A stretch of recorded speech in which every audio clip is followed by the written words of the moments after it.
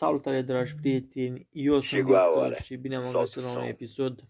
Astăzi vă voi prezenta un episod din Free Fire și anume vă voi prezenta Elite-ul prezent, Elite-ul care se va expira în 24 de ore.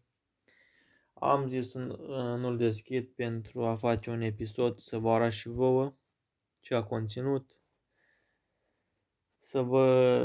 să luăm așa o decizie dacă a meritat să dau 700 de diamante pentru el. Deci am zis să-l deschid așa la sfârșit de sezon, cum ar veni. Deci haideți să vedem ce conține acest Elite. După cum vedeți, am luat doar veteranul și tigaia, pentru că am luat din greșeală, adică am pus din greșeală pe ea. Și veteranul l-am luat pentru a face misiunile. Deci haideți să deschidem câte pe fiecare în parte, să vedem ce conține acest Elite. Deci, în primul rând, o bluză pe femeie, care, bineînțeles, nu o voi folosi. Acest banner,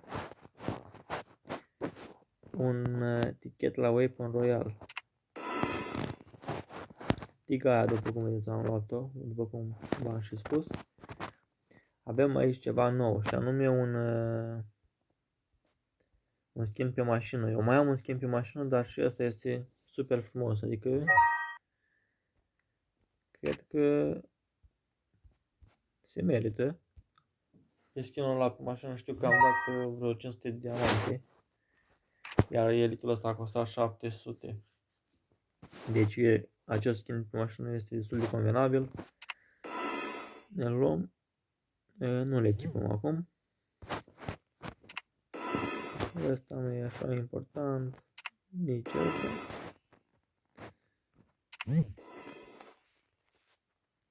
Un cupon la Gold Royal.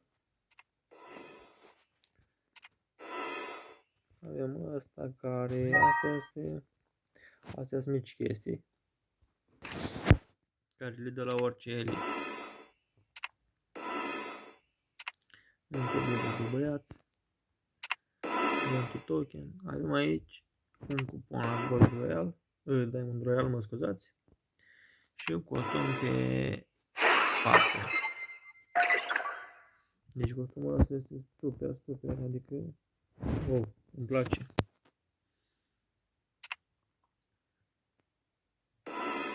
Deci, da, costumul se merită.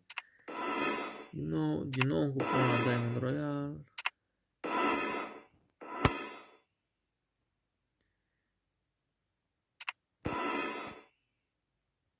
Acum, după cum am spus, vi le dă la fiecare Elite pe care îl cumpărați. Deci nu sunt chestii importante. Așa, aici un nou skin. Deci este rar. Deci este super. Și asta. Wow. O să-l echipăm direct, arată super bine.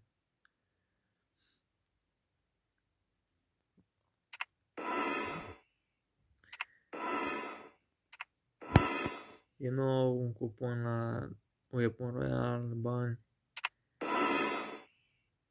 fragmente.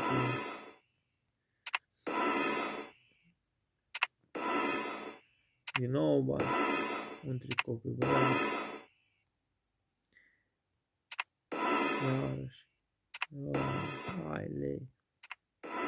Și acum avem aici grenadă. Grenadă rară. Wow.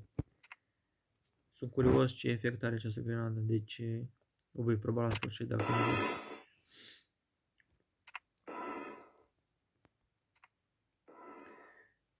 Încă un cupon la Diamond Royal.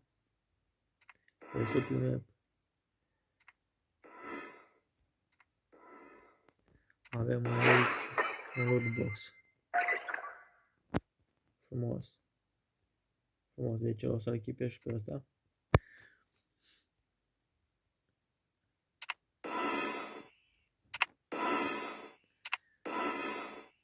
Din nou bănuți. aveți mâncare pentru peturi.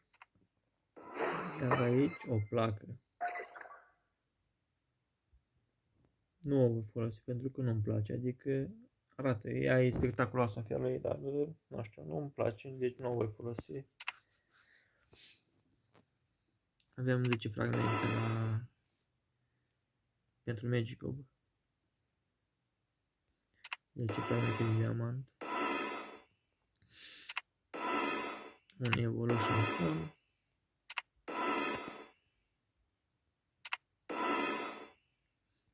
Din nou aici cupoane de reducere și de astea. Iar aici ghiozdan, super tare. Wow, uitați, acest ghiozdan. Îl vom echipa și pe ăsta. Frumos, tare frumos ghiozdanul. Așadar, încă cupoane la Gold Royal.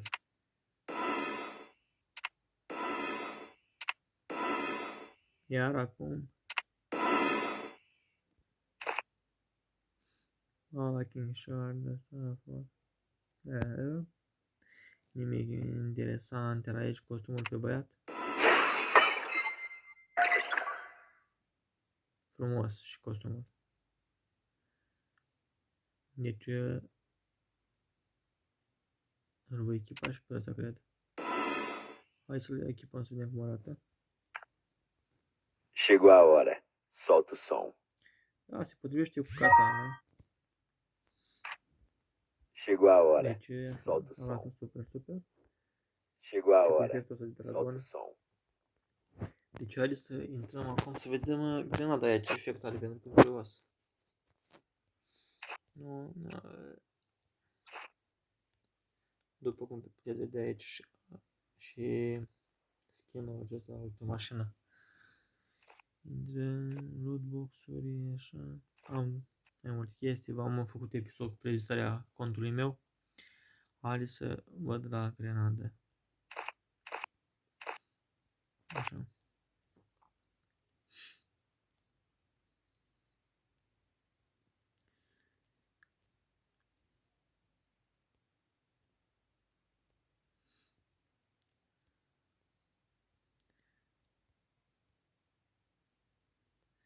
Deci trebuie să ne echipăm înapoi glue-ul ăsta pentru așa.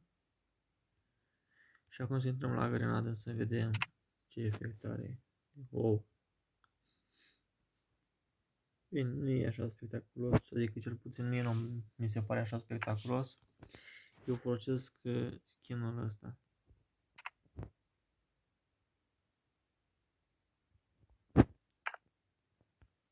O mai am pe asta, dar bine, nu le folosesc pe astea.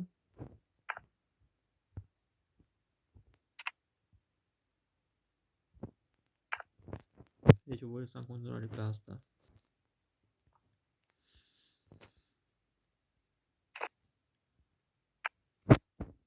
Chegou a hora. Solta o som.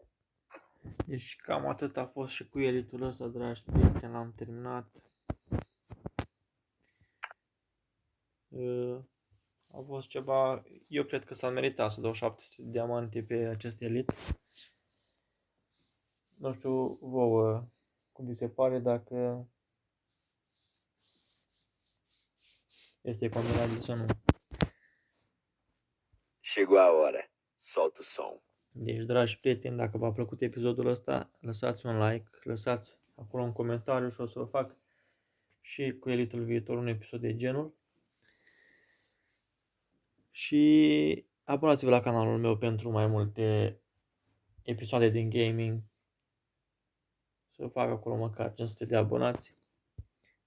Nu uitați să lăsați un like,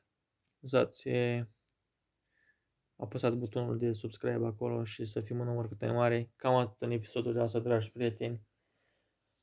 Scuzați-mă că am mai avut întreruperi. Este o oră târzie când înregistrez acest video. Dar sper să vă placă și v-am pupat, dragi prieteni. O seară frumoasă să aveți în continuare.